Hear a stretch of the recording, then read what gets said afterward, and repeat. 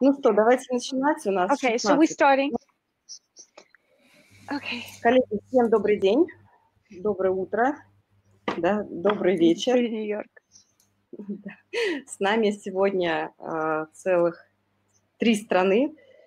Да, я думаю, даже 4, включая СНГ, нас активно смотрит Минск. Так, у нас на связи Лейла Тимиргалиева, генеральный менеджер Complete Body, город Нью-Йорк. И, как вы знаете, Лейла амбассадор Ирс Гайд. И я хочу Лейлу поблагодарить за сегодняшний вебинар, потому что инициатива была, собственно, от Лейлы. Мы подхватили, понесли все для вас. И также согласился поделиться опытом, поделиться тем, что знает Алан Лич. Алана вы знаете тоже с конференции, кто посещает Ирса, с конференции Ирсы. Алан является SEO сети фитнес-клубов Westwood Clubs. Итак, Алан находится у нас в Ирландии, я правильно понимаю, да, Лейла? Дублин. Дублин. Алан у нас из Дублина. Коллеги, слышно нас, видно, пожалуйста, поставьте плюсики, если все хорошо, если у вас хорошее видео, хороший звук. Прекрасно, плюсики вижу. Ставьте нам плюсики.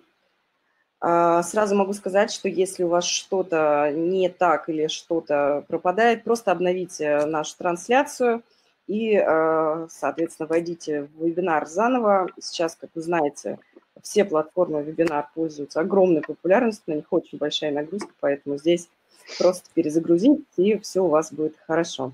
Пока я вижу, что люди собираются, я скажу несколько вступительных слов. А пока я их говорю, коллеги, напишите, пожалуйста, из каких вы городов, да, то есть напишите там, если сможете еще и клубы, это будет классно, мы с вами познакомимся, заодно расскажем мало кто у нас присутствует. Итак, вкратце, коллеги, ситуация, в которой мы сейчас находимся, резюме. На данный момент в России закрыты все фитнес-клубы. Я знаю, на момент вчера в Беларуси, да, не в России, фитнес-клубы были открыты, но в ситуации они находятся, как мы, 2 недели назад. На уровне пострадавших индустрий нас признало государство, что мы пострадали как фитнес, и отнесли нас к этим пострадавшим отраслям. На данный момент у клубов, с теми, с кем мы общаемся, ребята, прям огромные молодцы, что не опускаете руки. У нас есть ровно 4 тренда, которые сейчас происходят. Первый из них, нам рассказывали об этом ребята, которые находятся в Крыму, в Екатеринбурге, о том, что коллеги не остановили продажи клубных карт и продают клубные карты с открытой датой. И более того, эти продажи получаются примерно 2-3-5 карт в день. Вот мы знаем, что продают, например, коллеги из Екатеринбурга. То есть отдел продаж удалось увести в режим работы онлайн. И, соответственно, таким образом клуб существует, то есть здесь речь не идет о какой-либо прибыли, да, здесь речь идет, как мы вот с Лейлой говорили с самого начала, о сохранении вашей команды. Отдел продаж у нас у многих работает сейчас удаленно, и карты до сих пор продаются с открытой датой, с дополнительными соглашениями, но продаются. Второй момент, что, естественно, мы все побежали в онлайн. Мы побежали в онлайн, в Инстаграм, мы тестим разные платформы, которые открыты, бесплатные. Клубы проводят уроки для всех, не только для своих членов клуба, но при этом есть также и оказывают услуги клубы, как индивидуальные тренировки. Очень разнятся идеи о том, что, например, если у нас, да, арендные тренеры П, какая взаимосвязь между, и вообще что делать, как помогать, например, тем же ребятам продвигать свои тренировки, продавать, как клубы некоторые имеют соотношение, там, не знаю, 60% забирают себе, 40% отдают тренеру. Эти и другие темы, коллеги, мы обсуждаем уже 2 недели, и у нас ссылка наверху, где, собственно, мы проводили прям узкие вебинары на те или иные темы и делимся опытом, и продолжаем делиться и наблюдать.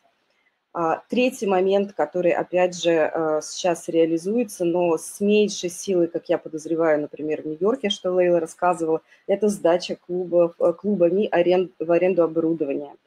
В нашем случае мы пока не видим такой активности у клубов. Мы на следующей неделе проанализируем собственно, в цифрах, насколько это выгодно и что это за собой несет, но также видим коллаборации разных мультибрендовых компаний, которые являются поставщиками продуктов и услуг для фитнес-клубов в плане оборудования, которые являются, собственно, такими, да, тоже поставщиками оборудования, которое клубы сдают в аренду. Потому что понятно, что в клубах, допустим, около 20 сайклов, члены клуба, которые хотят их больше, соответственно, коллеги сотрудничают, и слава богу. Вот, собственно, три момента. Я сейчас опускаю абсолютно юридические, политические, все, что вокруг этой ситуации происходит. Мы по понедельникам говорим с юристами, по понедельникам разбираем все новые вводные данные, поэтому речь об этом у нас идти не будет на данном семинаре, да, и мы, соответственно,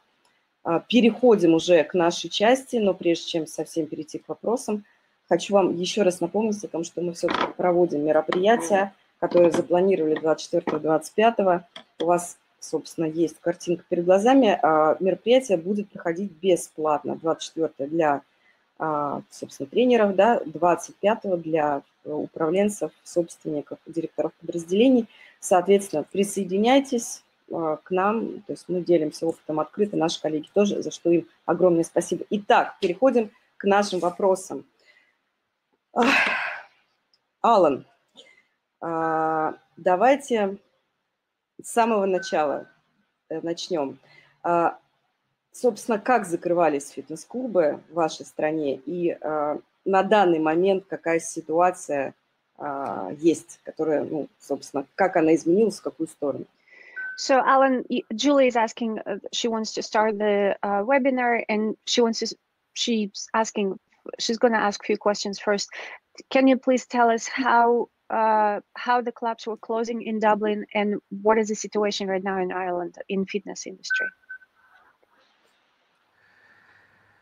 Very quickly, Leila, we had our first case on, if you want to write this, the 29th of February. Okay, that was the first case, the 29th of February. Mm-hmm. We had our first death on the 11th of March. Mm-hmm. On the 12th of March, they closed the schools and colleges and childcare. Okay, so let me translate. Yeah. Значит, ребят, ситуация была такая в Ирландии 29 февраля. Alan, can you turn the sound? I hear me. 29 февраля у них был первый случай заболевания коронавирусом в Ирландии, 11 марта уже первый случай смерти, и 12 марта они уже начали закрывать школы и вот какие-то публичные места. Okay.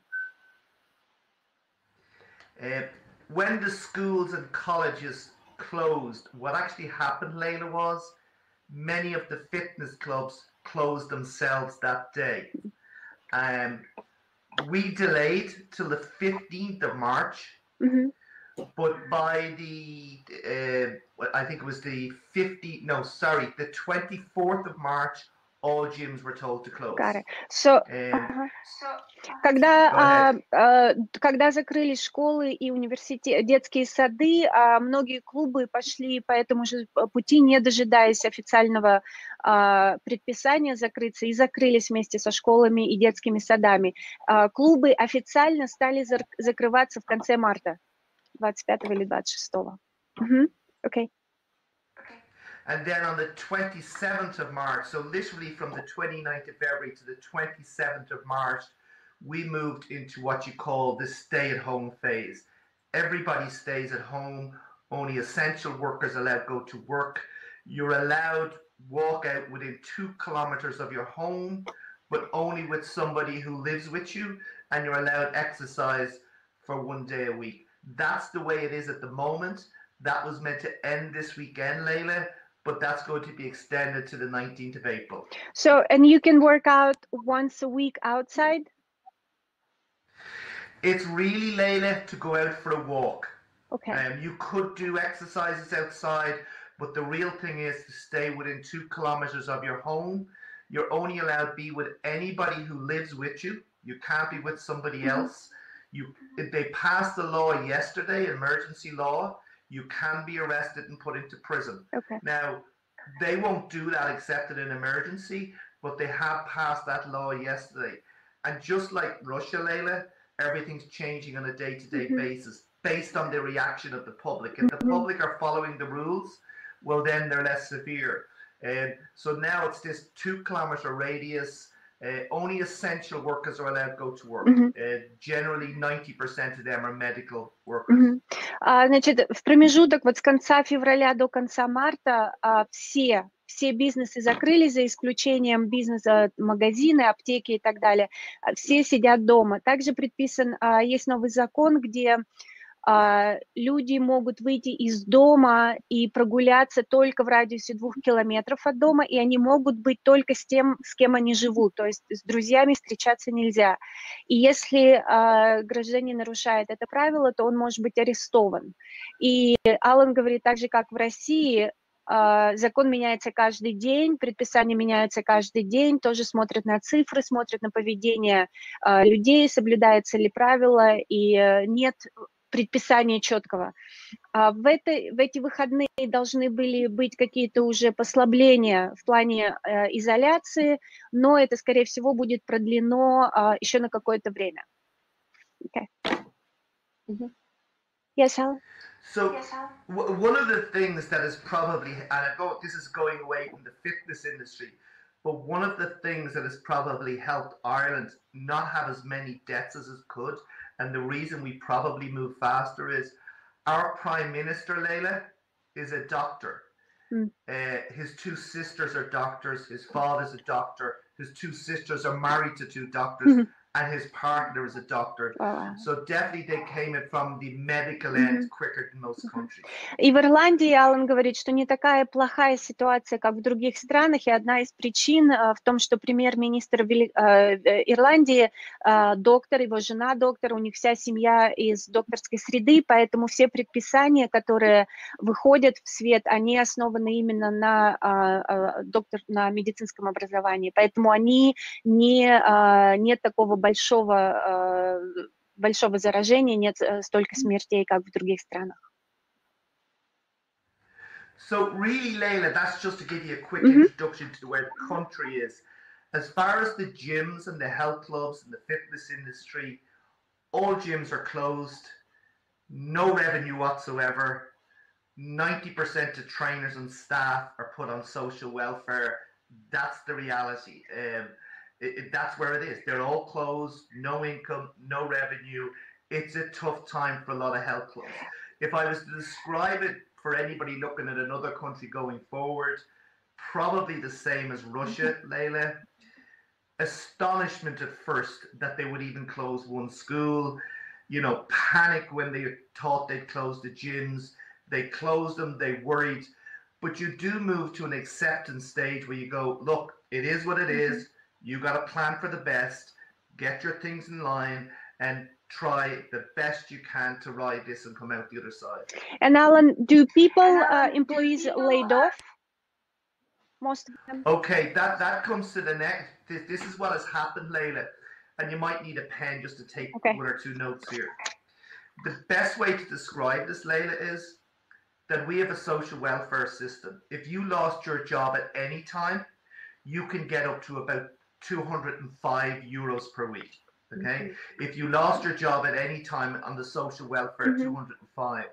What the government did, and it made it easier for fitness centres, was they brought out a new coronavirus social welfare that every employee who loses their job because of this virus gets 350 euros per week. Now, for a lot of frontline staff, Leila, receptionists, gym instructors, cleaners, even probably salesperson's basic wage, they're probably covering 90-95% with that social welfare. In fact, Leila, because they have to rush it through so quickly, that social welfare is actually an increase in take-home pay for some employees, because part-time, they're not differentiating. If you're part-time, you get it. If you're full-time, you're getting it. So that was the first option people have to go on social welfare. Got it. Okay. Более 90% сотрудников в Дублине, в Ирландии, фитнес-клубы, они уволены, но сокращены, и есть поддержка государства. В обычное, в мирное, скажем так, время поддержка государства по безработице выражается в том, что человек получает 145 евро в неделю. Но сейчас приняли новый закон, где специально есть случай, описан как потеря работы в результате коронавируса. Людям платится в этом случае $350 евро в неделю. И у многих людей, особенно вот фронтлайн, да, это ресепшн, уборщики не фронтлайн, но вот такие почасовые сотрудники, у них перекрывается 90-95% их обычной зарплаты, и некоторые сотрудники в результате получают даже немного больше, потому что система не делает различия между сотрудником, кто работает 40 часов в неделю, и сотрудником, кто работает там 20 часов в неделю или 15, потому что много на фронт-деске, кто работает в Европе, вот в Штатах у нас есть full-time employee, то есть это 40 часов в неделю, а есть part-time, это, как правило, студенты, которые работают меньше, чем 40 часов в неделю. И вот в результате такие сотрудники получают даже немного больше денег. Окей, Алан. The second option, Leila, was it's very similar to the UK model and a lot of countries in Europe, whereby the employer would hold on to staff, pay them 70% of their take-home pay, and then the government would reimburse that 2 or 3 days later. So you could have chosen to hold on to all your employees, pay them 70% of take-home pay, and the government would reimburse you.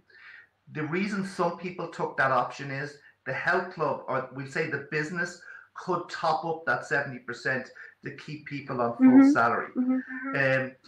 So if you were to ask me which one that most fitness clubs went on, I think a lot went on the social welfare, because we're not really, the IT industry that are paying people 60 and 70,000. So people had the choice, put people on social welfare for 2 or 3 months, or put them on this, they call it a keep staff scheme, where you pay the staff and then the government reimburse you. I think, Leila, one of the reasons they would have liked that is that there isn't a break in service with your staff.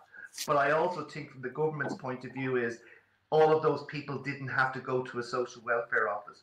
But in Ireland, I think the vast majority have chosen the social welfare, and most staff are happy with that. So a lot of the funding has been for the employee up to this stage, and not necessarily for the gym or the business. Okay. Другой вариант тоже есть в Ирландии. Второй способ, что могут сделать владельцы бизнеса, они оплачивают сотрудникам 70% их зарплаты, и в течение 2-3 дней государство им возвращает эти деньги. И люди выбирают либо первый вариант, вот, где оплачивается, где они сокращают сотрудников, и государство им платит, либо вот берут второй вариант, и, понятно, что второй вариант берут люди, компании, где важно сохранить каких-то сотрудников. Окей. Юль, ты хочешь... окей, sorry. Go ahead. Так, я так понимаю, что мы ответили, да, на данный момент. Коллеги, значит, у меня такой вопрос по поводу клиентов. Собственно, то, что мы наблюдаем в России, как-то с пониманием в основном отнеслись клиенты клубов, то есть прям таких сильных возвратов не было. Не говорю про разные города, говорю в целом про миллионники и про Москву. Собственно, клиенты пошли ли за возвратами, то есть как вообще их поведение отразилось вот в момент, когда было объявлено, и, кстати, как было объявлено, что клуб закрыт. So, Alan, let's talk about the members, right? So the first question, how did you handle that situation when the gyms are closed, and how you communicate to members? And then what is the members' reaction? Did they cancel? Were they unhappy? How many cancellations you got? Like, if we talk about Westwood clubs, did you put them on free? So let's talk about that.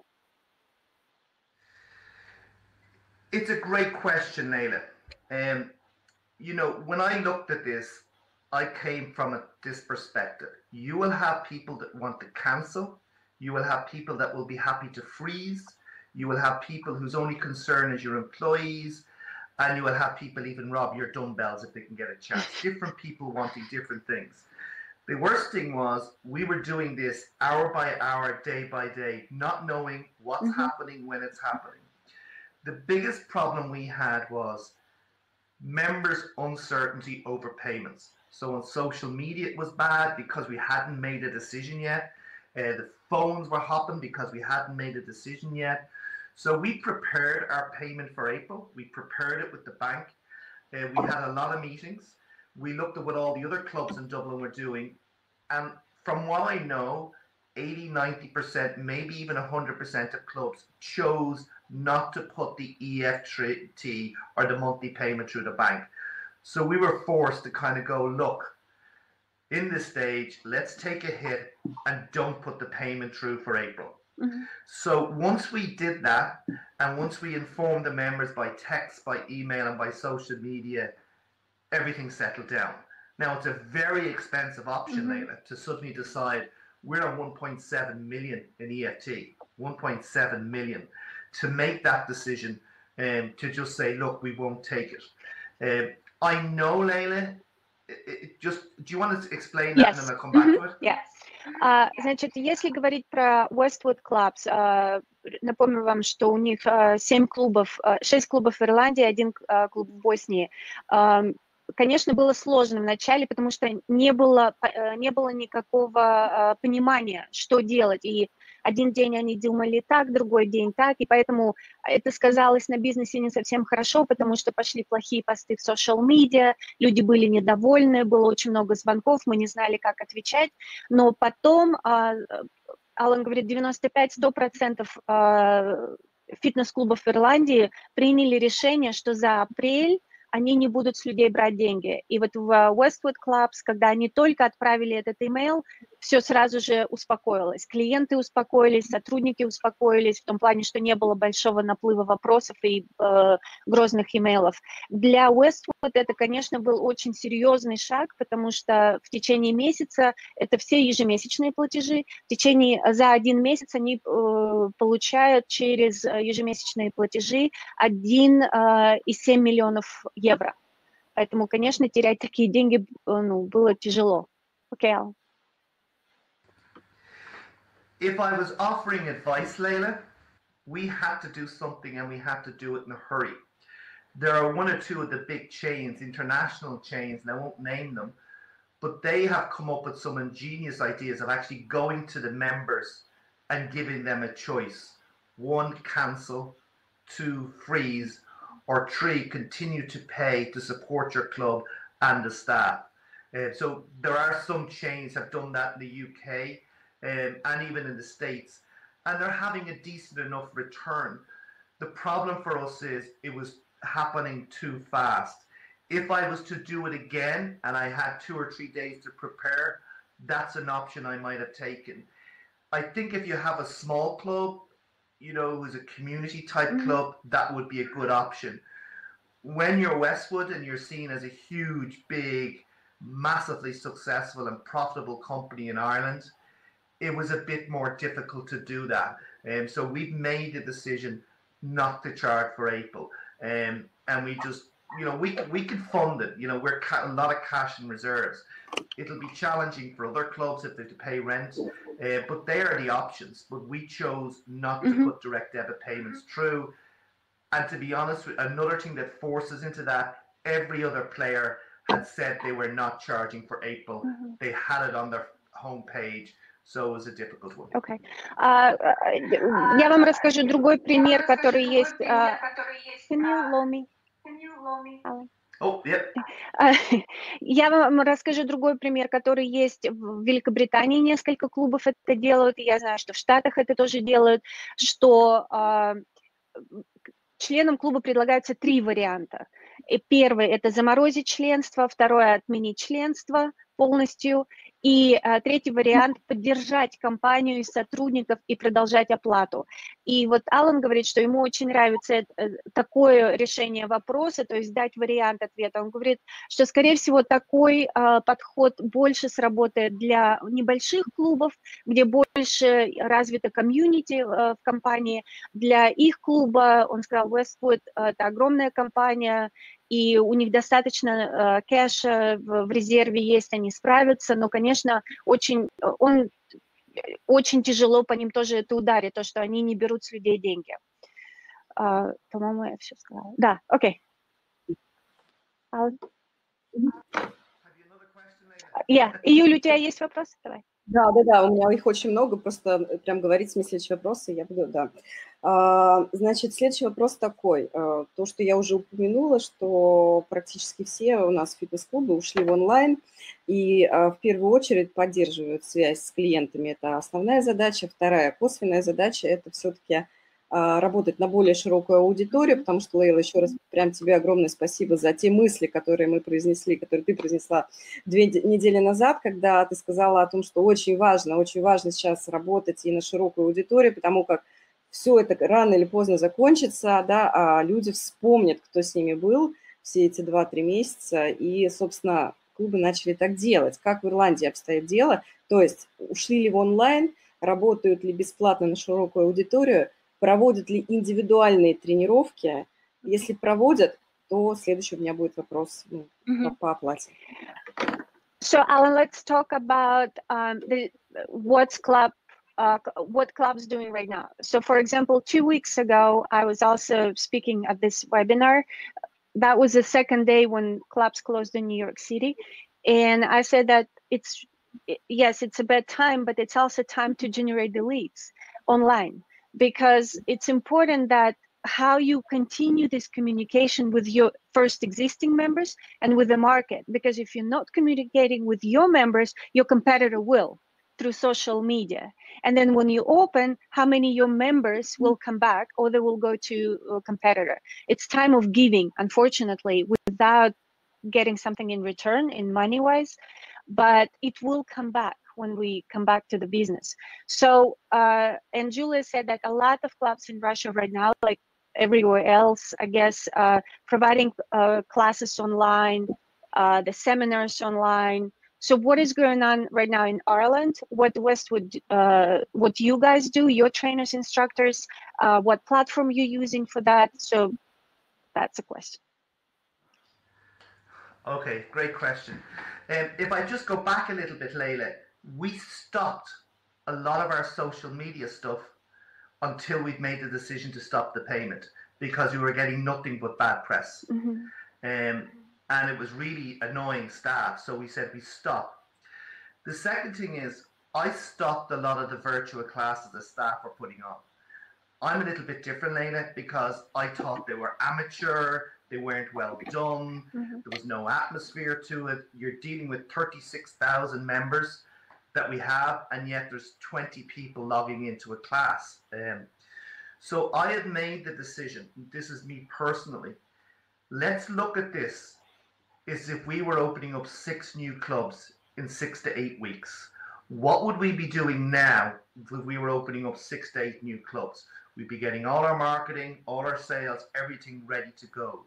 So we are communicating with members with SMS, which is a great one, email, which is a great one, just now and again keeping them updated. But we haven't gone mad on social media, to be perfectly honest with you, because we're trying to deal with the big issue first. There's no revenue, there's no income. We want to come out of this stronger and better than anybody else. Now, I can let you explain that later and then come back to some of the things we're going to do. But really the focus is 100%. We've called it Operation Phoenix. We need to get back to 36,000 paying members as quickly as possible. If we achieve that, everything's fine. So let's not all go in all different directions, and you doing a video here, and you doing a post here, and you doing something there. We're trying to stick with the brand, stick with the focus, and really just look, as soon as we come out of this, we will be stronger and better, and let's do things professionally. Just again, I repeat, Leila, I've seen some of the videos that have been put up on people's social media, and let's be honest, they're not really doing that well for a brand. Now, 1 or 2 instructors have sent me something, and it was casually done outside, and it looked fantastic, and I posted that, but I'm not giving everybody access to the social media. Okay. Ну, прежде чем отвечать на вопрос, я скажу, что Алан, одна из его сильнейших сторон, он гений в диджитал-маркетинг. Вот если вы его еще не знаете, вы его встретите на конгрессе в Берлине реклама. И он реально вот гений, вот именно в настройках вашего веб-сайта, в том, как зацеплять клиентов, как генерировать лиды, то есть вот это он реальный гений. И вот его стратегия, он сказал, наша стратегия была немножко другая, мы наоборот отказались от постов онлайн. Как только вот эта вся ситуация случилась, они сразу же отменили все свое присутствие в social-media, потому что очень боялись, что это спровоцирует еще больше негативных отзывов из-за того, что нет пока определенного решения, что делать и как. И он говорит, что для него очень важно, что мы постим, должно быть высокого качества. И Алан сказал, давайте будем честными. Вы когда смотрите очень многие видеоролики классов онлайн или семинаров онлайн от клубов или инструкторов или тренеров, они далеко не хорошего качества, а это презентует наш бренд. И для нас это очень важно, либо идеально, либо никак. Меня слышно? Да? Ага. Либо никак. Поэтому он говорит, что я не даю доступ размещать социальные посты от имени Westwood Club, пока я не проверю, что ролик хорошего качества. И да, тогда я позволяю тренерам или инструкторам что-то разместить. Но сейчас наша стратегия совсем другая. Сейчас мы думаем таким образом. Нам нужно будет открыться через 2-3 месяца. Как нам открыться так, чтобы 36 тысяч клиентов, которые у нас есть сегодня, которые платят ежемесячно, вернулись через 2-3 месяца к нам, и мы стали еще сильнее к этому времени. Вот это их стратегия, вот это их выбор, и дальше Алан, я думаю, расскажет более подробно. Окей.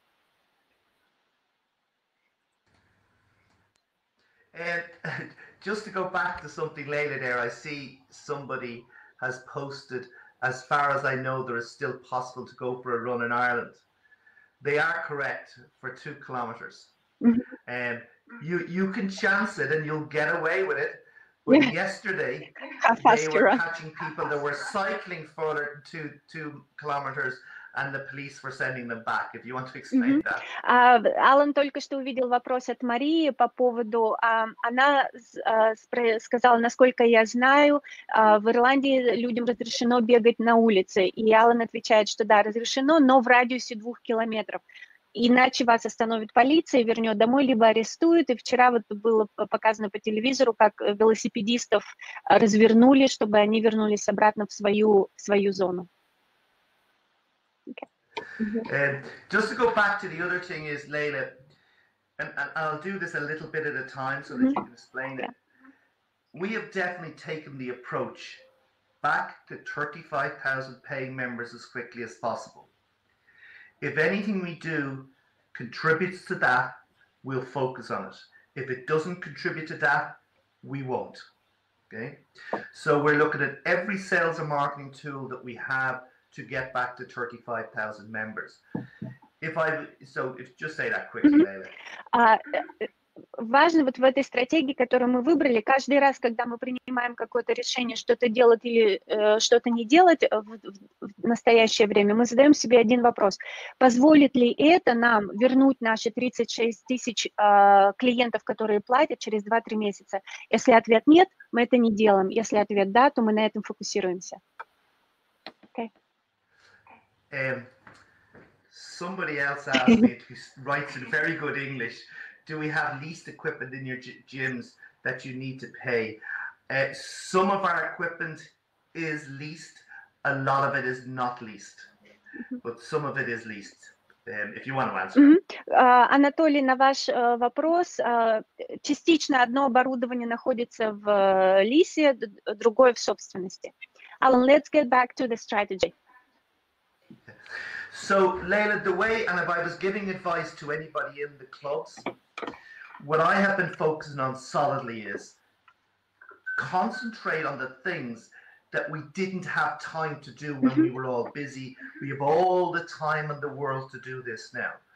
The number one is search engine optimization. Now is a time to really, really ramp up SEO. And the reason is all you need is good content. So we are stockpiling content, stockpiling it. So we're writing articles about yoga, about Pilates, about swimming, about fitness classes, about gyms, I'm writing constantly. We throw that up on the website. We're actually using the time to get up. And we've already, literally in days, gone way up on the rankings on Google. We're up in number 1 and 2 in Google on things that we haven't been able to do for months because we didn't have the time to write the content.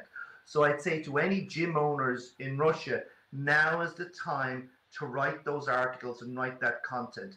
If you have gym instructors on staff, get them to write it. You can clean it up afterwards, but literally try and, let me just show you.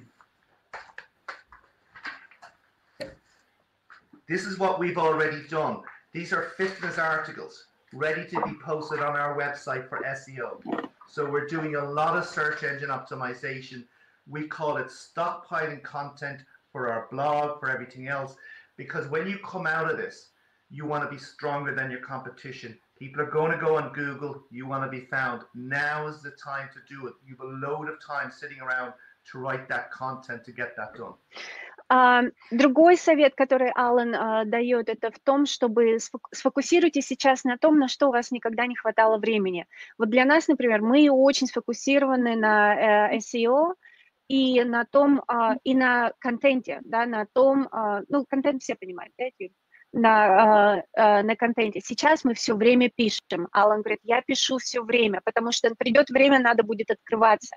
И вы должны быть сильнее, чем вы были раньше. То есть на то, что не хватало времени, сейчас сконцентрируйтесь. Если у вас есть сотрудники, которым вы платите или которым вы хотите платить, инструкторы или тренеры, попросите их писать блог, какие-то советы, какие-то их тренировки, описание тренировок или еще что-то.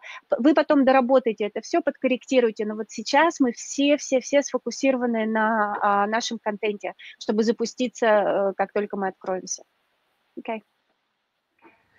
The second thing then we're doing, Layla, as well, and again, it's this idea of doing the stuff that you didn't have time to do before because you were constantly putting out fires. Mm-hmm.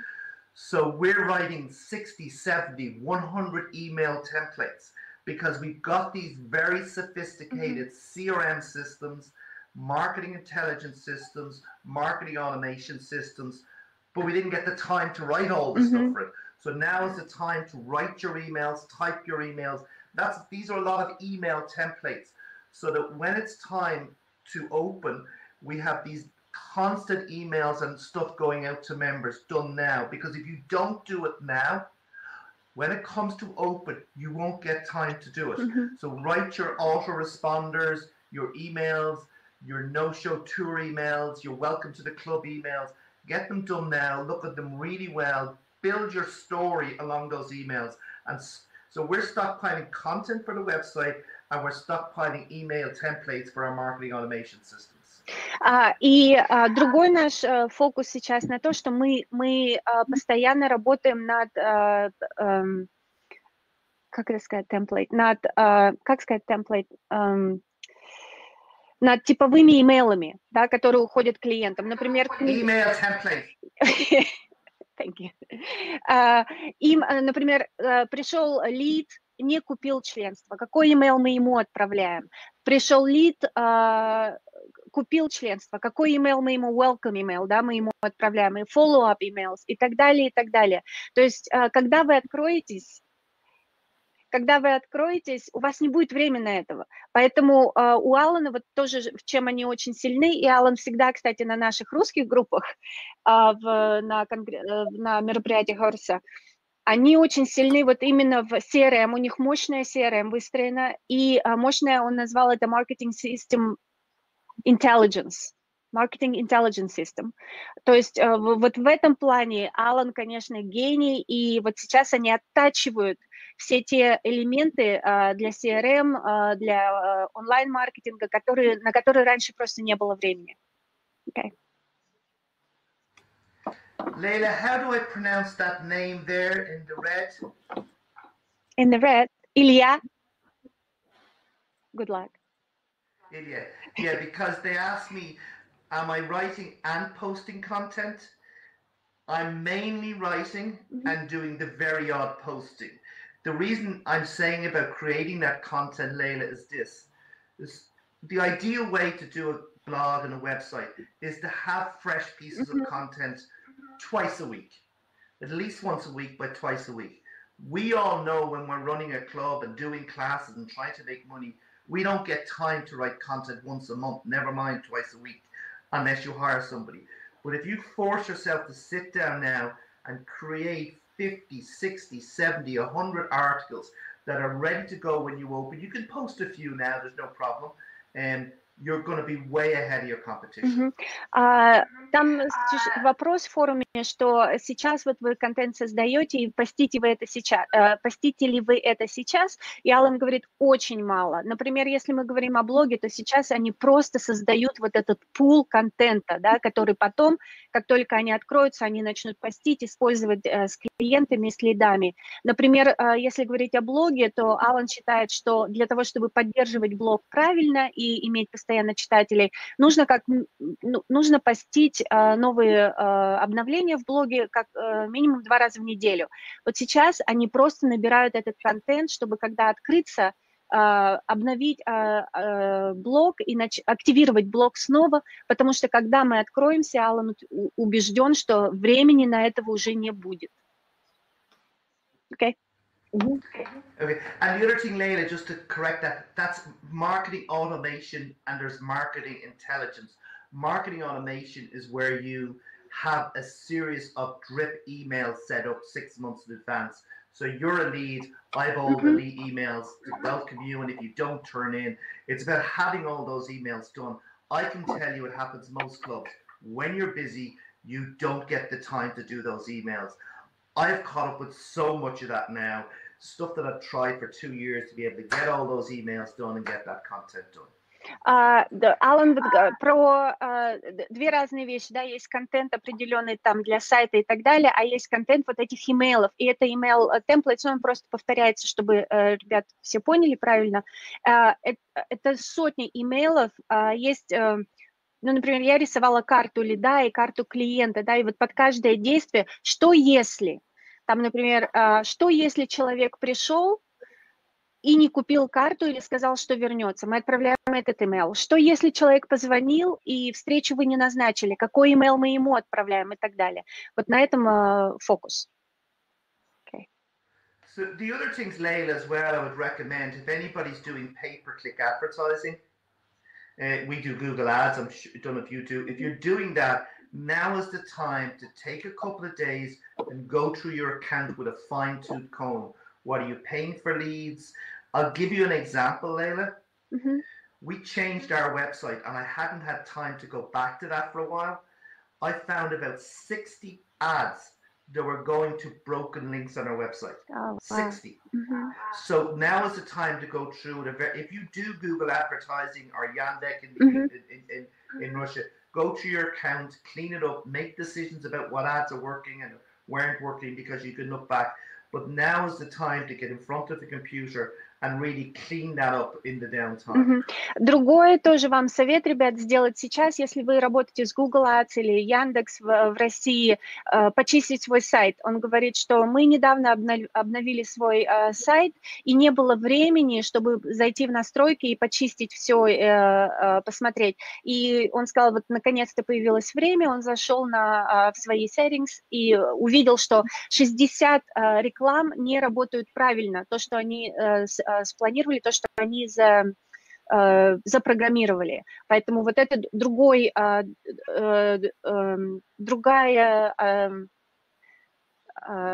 как сказать, другое направление, в чем Алан сейчас тоже работает и фокусируется.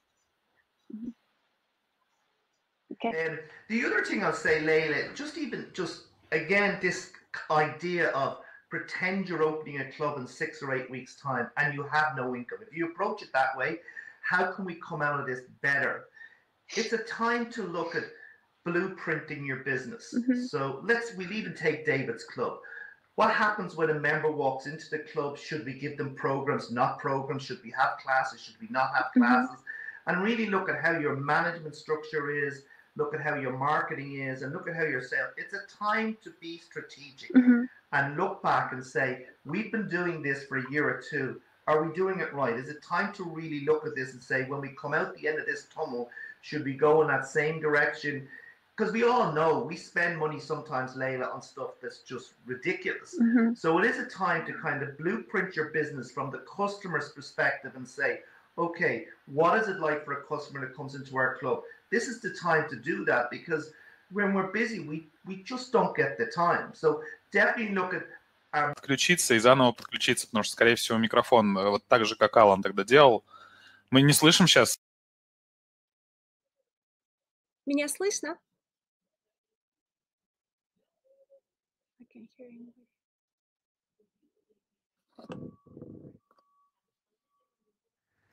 Can you hear me, Layla? I can hear you, Alan. Can you hear me?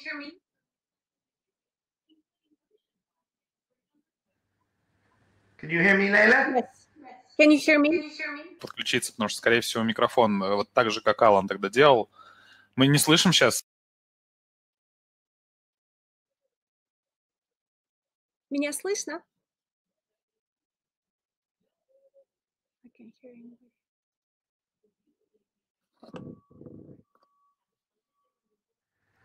Can you hear me, Layla? I can hear you, Alan. Can you hear me?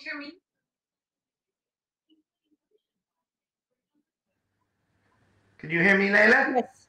Can you hear me? Yes. Okay, Юля, ты заходишь? Так, я так понимаю, напишите мне, кто меня слышит.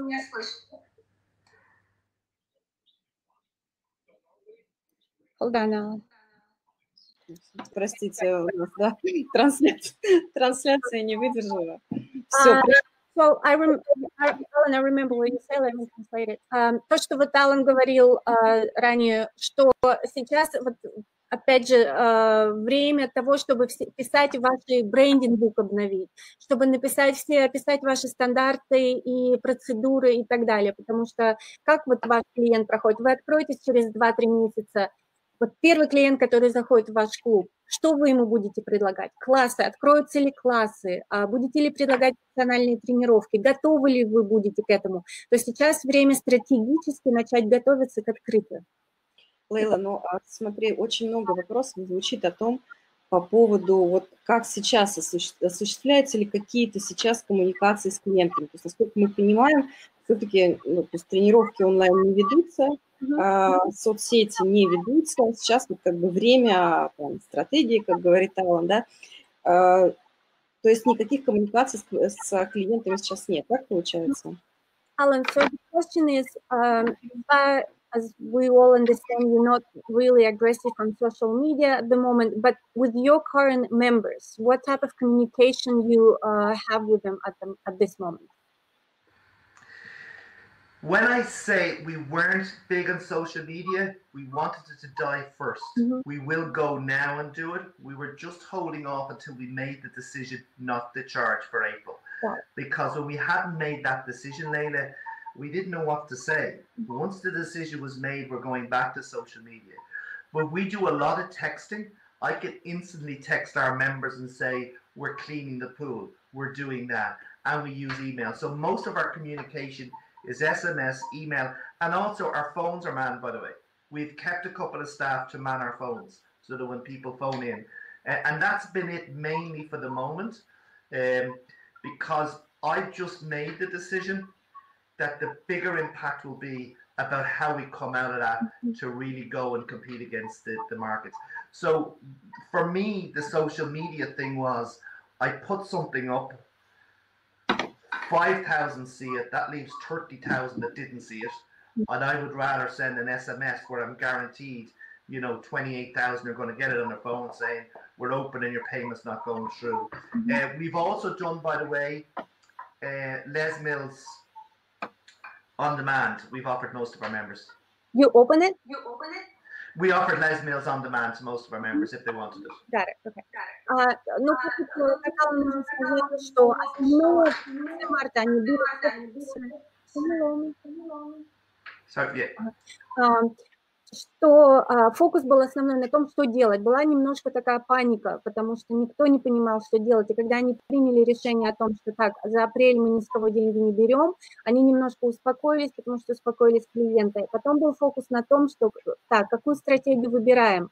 Сейчас они уже готовы к тому, чтобы постепенно выходить в онлайн и что-то продвигать. Но, опять же, Алан считает, что он, например, видит какой-то ролик от своего инструктора, который посмотрели 5000 клиентов. В результате 30 тысяч их клиентов не посмотрели этот ролик, не увидели эту поддержку, которую они пытаются оказать.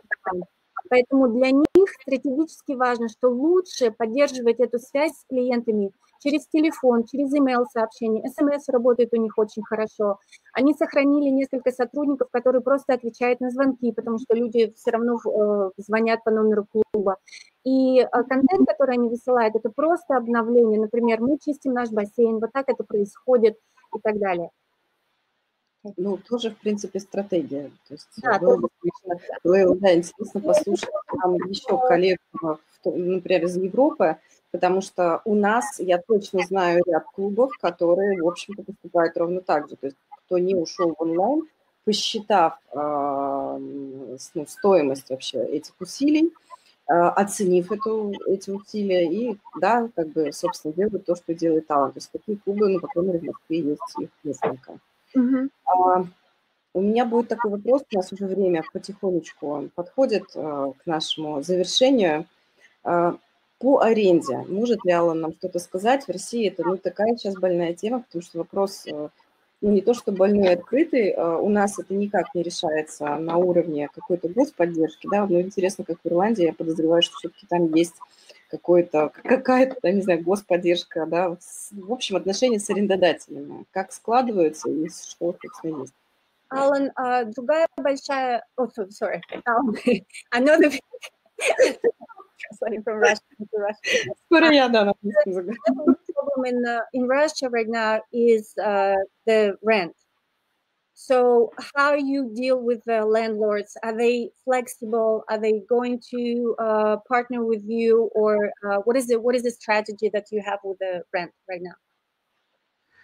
Okay, Leila, for the Russians, it's probably better to give you a macro level of Ireland as opposed to just Westwood. Interesting, we were already in a fight with a landlord, so before this. The one thing that we've done is, and it's a recommendation I'd have for anybody, is we're doing up standard letters that are going to all suppliers, Les Mills, Lisa, everybody, landlords, everything, and explaining the situation and saying, look, we've let 450 employees, put them on temporary leave. We have no revenue or income coming in. You've been a client, we've been a client of yours for 15, 20, 25 years, and we're expecting to be looked after. We've had some very, very good responses, but it's about now the accounts department is doing it for me, Leila, but it's about being very receptive and saying, having a standard, well-written letter going out. If it was David and saying, look, we've been in business for 25 or 30 years. We've been a client of yours for 25 or 30 years. We've made 450 people unemployed. We have no revenue and income. We will come out of this, but we're expecting you to be flexible with us. We're not paying for maintenance. We're not paying for this. And even be a little bit pushy on it, Leila. So say, we expect this while we're closed, and we expect it for 2 months after we open to get us back on the ground. You know as well as I do, Leila, that will work in different markets, for different clubs, with different landlords, but certainly because that question earlier on, the leasing company should be approached as well and say, look, this is tough. I know another chain in Ireland that got ahead of me on that because it gave me the advice. They've had great responses. Each of their landlords have reduced their rents by 50%. But it really comes down to, I talked to another player in Dublin and he said, Alan, I didn't have high blood pressure before this, but dealing with the landlords, I have high blood pressure now. But I would think advice to any of the Russian clubs is get a proper, well-written letter that's appealing to sympathy, that's appealing. We have been a customer of yours for the last 25, 30 years. We expect you to help us through this. And just making sure that goes to every supplier. Because if this lasts 3 months, you will not have the money to pay it. Yeah. Значит, то, что Алан говорит, не только в отношениях с арендодателями, но также в отношениях со всеми своими поставщиками и сторонними организациями, кому вы платите определенные суммы по доставке, обслуживанию и так далее. Алан сказал, мы разработали письмо, которое мы отправили всем, и в нашей ситуации Алан говорит, что мы на рынке существуем уже давно, есть определенная репутация, и мы вернемся на рынок, и об этом наши партнеры, поставщики и арендодатели знают, поэтому для нас это определенная гарантия того, что все будет в порядке, и они снова будут платить, то есть...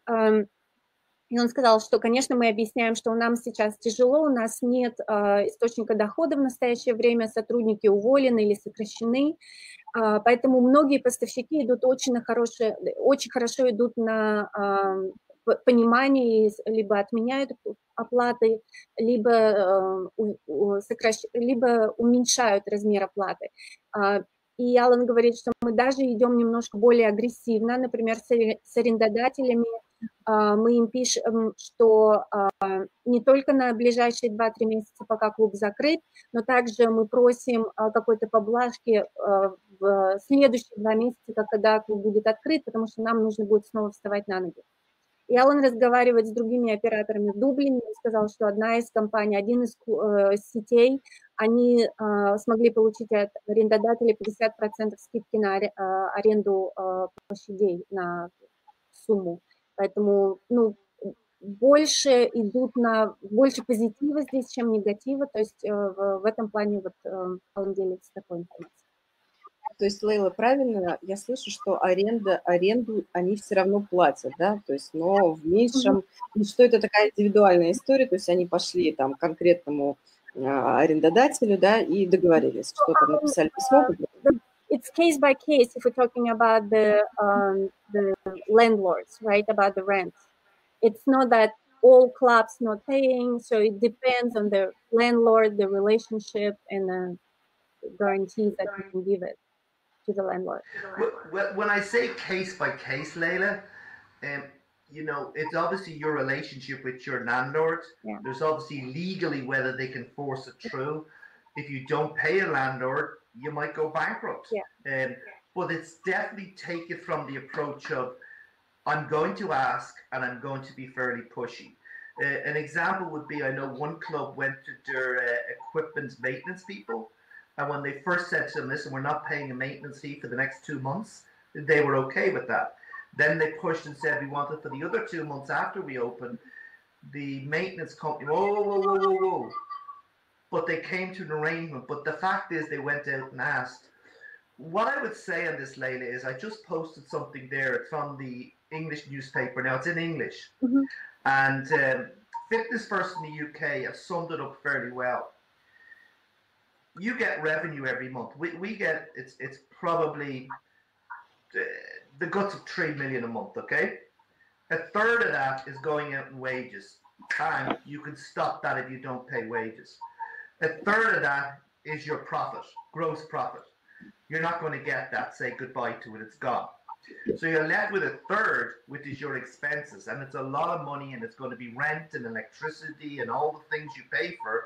So it was very easy to make a decision on employees and say stop, because the government will pay them. You just need to be as resilient with your expenses and you may not get away with it with landlords.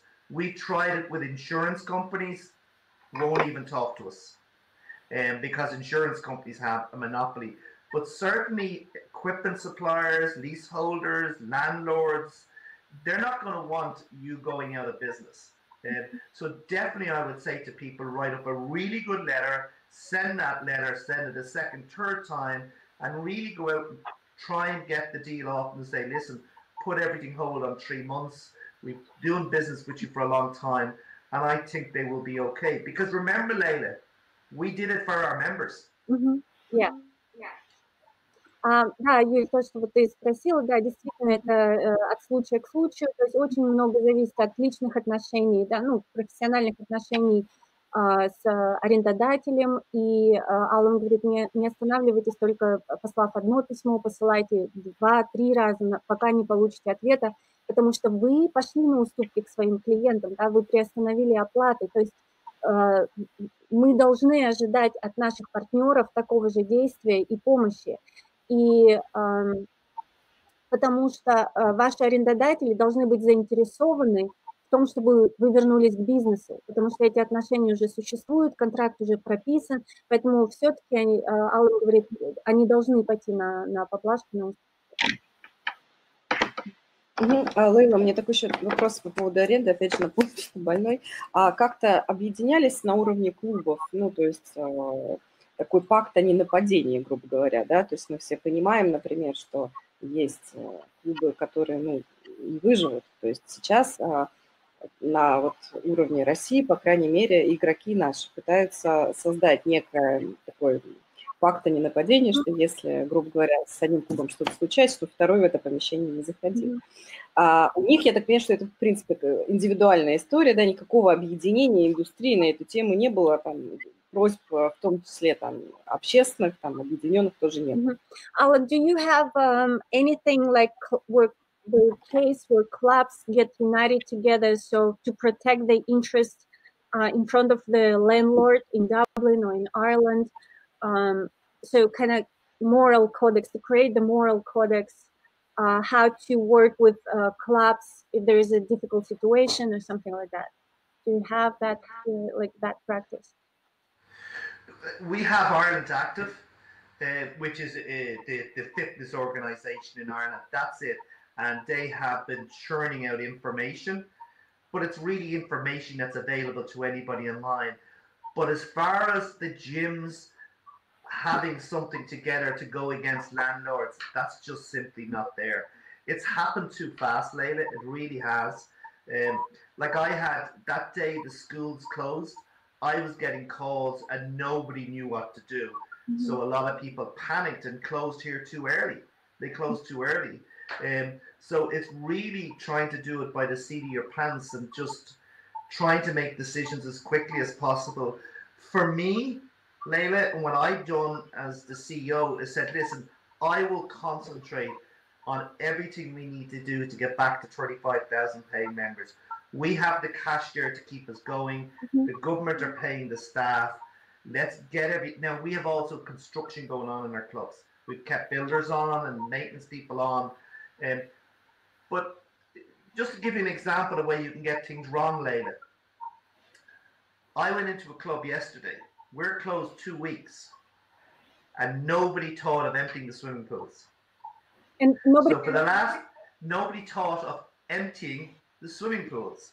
So we had our swimming pools with full heating, smoke coming out of this chimney, heating our pools 7 days a week, and the likelihood is we're not going to open for a month or two. So sometimes you have to really stop and say, listen guys, we need to reduce these costs. Yes, we're cash rich, but we shouldn't waste money. And I keep going back to these 3 things: your profit, your staff, and your expenses. And most of them are under your control. And I would definitely be putting pressure on suppliers. I can't say beyond that what people will get away with their landlords. But look, I would push them. I would push them. Ну, Алан говорит о том, что такие вещи, на которые Алан смотрит. 3 вещи, на которые Алан смотрит вот сейчас в сегодняшней своей работе и в своем режиме, это прибыль, это сотрудники и расходы. То есть расходная часть не только аренда, но вот все вот любые оплаты, которые у вас могут быть. Вы, возможно, какие-то пропустили. Обратите внимание, что вы можете сократить. Например, несколько дней назад он заехал в свой клуб, и там стоит полный бассейн, и до них даже не дошло, что раньше, что бассейн нужно слить, потому что бассейн обогревается, весь этот пар, он идет наверх, все работает, электричество работает, и, конечно, это их расходы и затраты.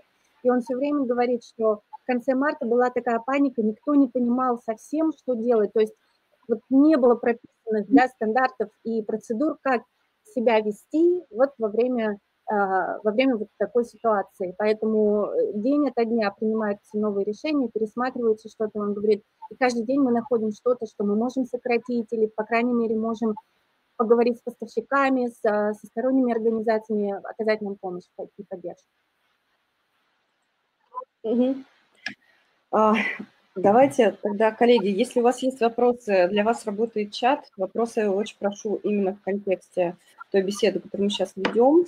Я понимаю, что если есть какие-то у вас вопросы, которые выходят за рамки темы, вы их напишите, мы Аллану передадим и, соответственно, уже вне вебинара опубликуем на наших ресурсах. Очень хочется узнать мнение Аллана по поводу того будущего, в которое мы вернемся. Очень многие там, футуристы, да, у нас, они говорят о том, что вот спустя 3 месяца индустрия не будет прежней. Причем у этого есть как положительный такой тон, так и отрицательный. Положительный, что действительно очень сейчас ситуация заставила очень многих подумать обо всем, на что не хватает времени, увидеть какие-то, да, там, изъяны в бизнес-процессах и так далее. Собственно, второй момент, что очень все боятся, что, наевшись вот этой ситуации с онлайном, наши клиенты скажут, классно, мы не будем больше ходить в клуб, но зачем? Что действительно сейчас так много этих эфиров, так много знаменитых презентеров, с которыми можно плясать, вообще не выходя, отойдя от кровати 2 метра, да? Вот, очень хочется узнать у Алана, какое есть мнение. Я перечислила лишь немногие опасения, которые сейчас есть у нас, ну, в России, поэтому что он думает по этому поводу. Alan, and another question is, what do you think is the future of fitness industry? Because, of course, when we come back, we won't be the same, right? We learn something new, we change our strategy, and then also another thread that we might have right now is that a lot of members, our members or potential members, by working out online, will never get back to the gym. They don't need to pay anymore, and they can work out at home. So that's a thread that we think we have for our industry. What's your point of view? It's funny, Leila. I only had this discussion the other day because obviously the virtual providers are rubbing their hands and loving this.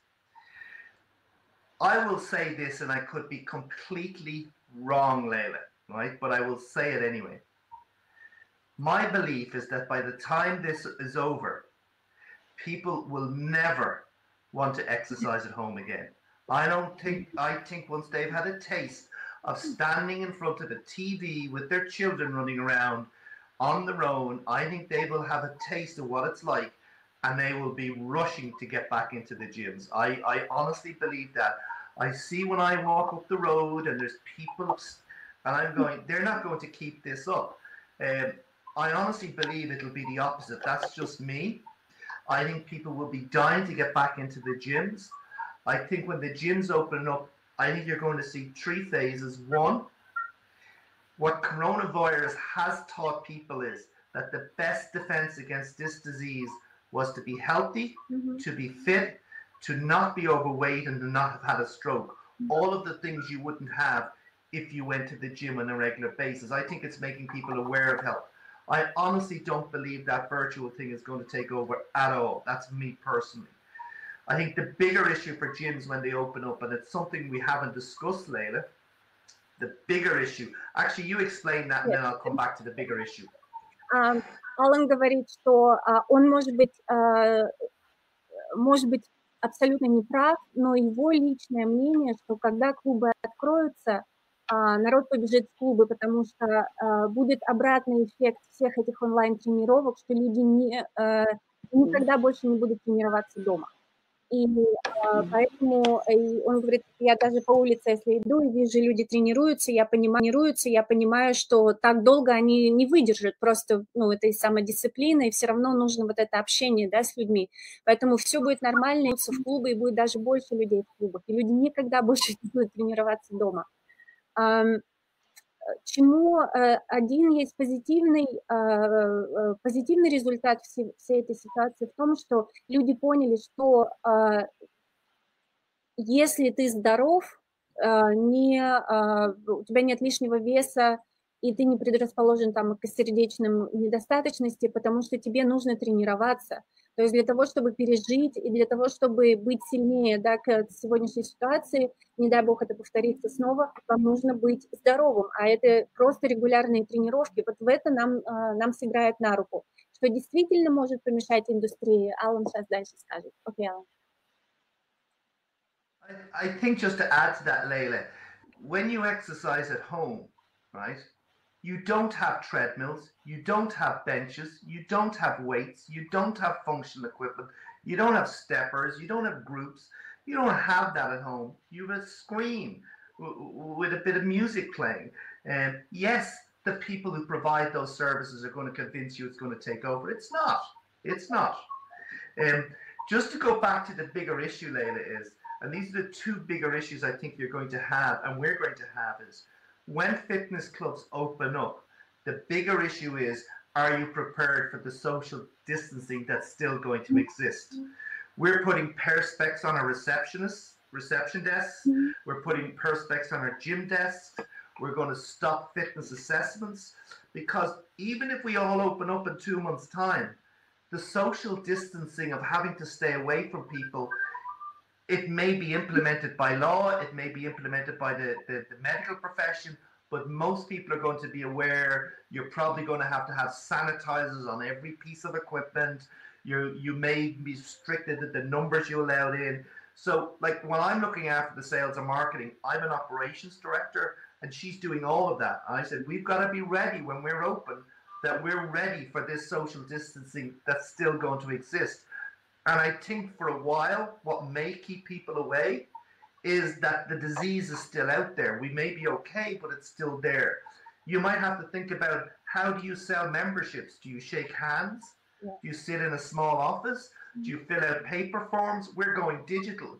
And what we're going to do, Layla, is when we're open, is when you go to join, we will have digital forms. That's a project we were working on.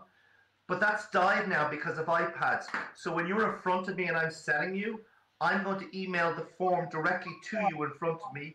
You will sign it on your phone and send it back. So the first thing that people need to be ready with, and I'll come back to the big thing in a second, is ready for social distancing to some degree still being there when you open up. Okay. Другой важный момент, который Алан хочет уточнить, что до того, как он скажет о какой-то негативе после коронавируса, это то, что мы должны готовы быть к открытию, а что делать вот с этой, я не знаю, как в России это называется, social distancing, вот социальная дистанция, так называется. Дистанция, да, как ее, она же не исчезнет никуда, то есть вы клубы откроете, все равно соблюдать что-то нужно будет. То, что нужно будет соблюдать правила гигиены, это 100%. Сейчас у Алана, его операционный директор, она занимается только этим, то есть везде будет стоять, больше будет находиться вот этих дезинфицирующих салфеток, чтобы протирать оборудование после тренировок. Для рук дезинфицирующее мыло, да, вот это жидкое будет стоять везде. То есть это изменит клубы во многом, потому что нужно будет это все время заказывать и поддерживать, потому что первое время у людей это будет все равно в голове сидеть, что да, мы все откроемся, но вирус, он все равно будет существовать. Мы не знаем, как он будет себя вести, но он будет существовать. И сейчас вопросов много. Будем ли мы сидеть в офисе? Сколько человек может сидеть в офисе? Сейчас, что Алан тоже готовится, одно из их стратегических решений, это то, что раньше все формы у них подписывались онлайн, digital, в клубе, да, то есть на iPad, но это прикосновение, то есть после одного человека должен прийти второй, вы должны протирать экран iPad все время, что они решили, что все эти формы, контракты и так далее будут посылаться через email, человек здесь же его получает на своем телефоне, подписывает и отправляет обратно в клуб. То есть первое время, пока будут такие действия, и это тоже одна из стратегий, на которую Алан сейчас, на которой фокусируется. Окей, Алан. I just before I go on to this, actually, no, I'll say this. The second biggest thing that clubs are going to be faced with, Layla, there's obviously, we're closed, we've no revenue, we've got expenses. Different clubs will be hit worse than others because of that. If you've no money in the bank, and the landlord wants their money, you're in trouble. If you have money in the bank and you can survive 3 or 4 months, you're okay. The bigger thing with this will be is after we open, how long or how bad will a recession be? Are we talking about, like some people saying, a depression? Are we talking about worse than 2008 to 2009? The virus could be gone in 6 or 7 or 8 months, but we could be in a dreadful recession. And we know what happened, chains in the recession. Most of the big chains in Ireland went bankrupt. So when we open, there's this slow offtake, social distancing still existing, and then probably a recession. I don't know yet, the economists will be better than that. But if we're hit with a recession, now is the time. Now, plan your marketing, plan your sales, plan your system. Prepare as if you're just about to be hit with the world's worst recession and you're about to open 6 clubs. And then, if you want to say that, I'll answer Anatoly's question then. И еще один важный момент, про который Алан говорит. То есть, да, мы откроемся, мы будем готовы к этой социальной дистанции и так далее, но еще важно понять, мы еще не знаем, насколько, какой будет эффект, да, после открытия. То есть, да, в их клубах есть достаточно кэша, чтобы обеспечить себя финансово, но есть клубы, у которых нет средств в банке, и когда они откроются, нет гарантии, что люди к ним вернутся и так далее. В 2008-2009 году, когда был кризис, очень многие сети в Ирландии, они обанкротились. Поэтому мы тоже это держим себя в голове, что какой будет пост-эффект, да, после всего этого, когда мы откроемся. Поэтому сейчас стратегия на маркетинг, на продажи, на персонал, когда мы откроемся, что мы будем делать, как мы будем делать. Yeah, Anatoly rephrased that question. And it was, do you know of any non-aggressive pact between gyms? I don't know anything like that exists in Ireland. I don't think there is. The second question he did ask was, would you consider taking over a gym that goes bankrupt because of COVID-19? I think we're going to have so much on our plate. I don't think we'd be looking at buying any clubs that would go bankrupt. We're a bit like the Russians, Leila. We've very good relationships. I have personally with my competitors. They're on the phone to me. I'm on the phone to them. I think most people are just worried about how long will this last? Mm-hmm. Are the staff looked after? And for me, and that's me personally, I'm just going to work every day as if I'm opening up 6 clubs in 8, 12 weeks or whatever it is. And it's given me a time personally to catch up on all that marketing stuff that I wanted to have ready. Mm-hmm. And we will come out stronger. We're also doing, by the way, remote sales training. Yeah, that's what I wanted to ask. Okay, so we think about it. Вопросы Анатолия здесь по поводу факта о ненападении как такового между клубами. Нет, в Ирландии такого нет. И другой его вопрос к Алану. Рассмотрите ли вы возможность забрать какой-то клуб, который обанкротится в результате коронавируса? Алан сказал, что они сейчас не рассматривают вообще вариантов покупки или взятия других джимов, это не в их финансовых планах. И он сказал, что в Ирландии они очень похожи на русских в том плане, что очень общаются все между собой. Он говорит, я со своими конкурентами постоянно на телефоне. То есть у нас есть вот такой неписанный моральный кодекс между нами, который мы соблюдаем, но поэтому пока они не рассматривают возможность того, чтобы забрать другие клубы. But in New York, there are a lot of clubs a lot of space will be available. И в Нью-Йорке будут клубы очень много свободно, нам уже поступает в них очень много. Ну, в России тоже, надо сказать, что у нас есть обратная сторона, там, да, нашей деятельности, когда к нам обращаются компании о том, что, собственно, будут освобождаться клубы, говорить, поэтому здесь палка до конца. In Russia, in Moscow, at least they know that not all clubs will be reopened, so more real estate will be available for the gyms. Mm-hmm. Well, the article that I tried to post there, Leila, it's by Fitness First. I'll send it to you. It's obviously not posting because it's a link. And his name is Martin Long from Fitness First. He is exaggerating to try and get some funding from the government, but he's predicting 33% of clubs might close. Fitness first. 30. Yeah, not his, but he's talking about across the UK. He's creating a worst case scenario. 33% of fitness clubs could close down if there's no funding. Ну вот он пытается поделиться с нами ссылкой, но он нам вышлет, и потом Юля, наверное, где-то разместит. Она на английском языке, эта статья, она идет от кого-то из топ-менеджеров Fitness First сети, и он предсказывает, что если не будет поддержки государства для бизнеса, то они думают, что около 33% клубов в Великобритании будут закрыты, обанкротятся.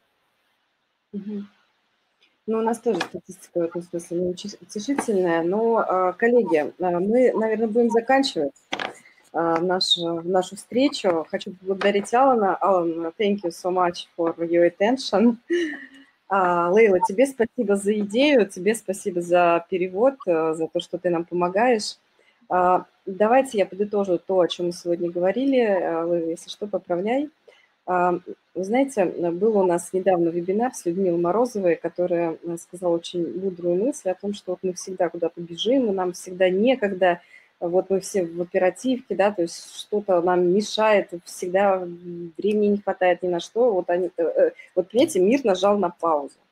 Вот так получилось. Ситуация сложилась так, что мы оказались в той ситуации, в которой оказались. Поэтому совершенно точно стоит прислушаться к тому, что говорит Алан, да, к его идеям, про то, что сейчас то самое время заняться тем, на что у вас в принципе не хватало времени.